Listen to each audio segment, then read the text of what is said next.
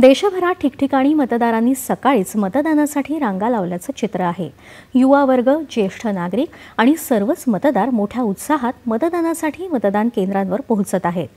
केंद्रीय मंत्री नितीन गडकरी, केंद्रीय मंत्री अर्जुन मेघवाल यांनी आपला मतदानाचा हक्क बजावला। काँग्रेसचे ज्येष्ठ नेते पी चिदंबरम यांनी तामिळनाडू इथं सकाळीच मतदान केलं।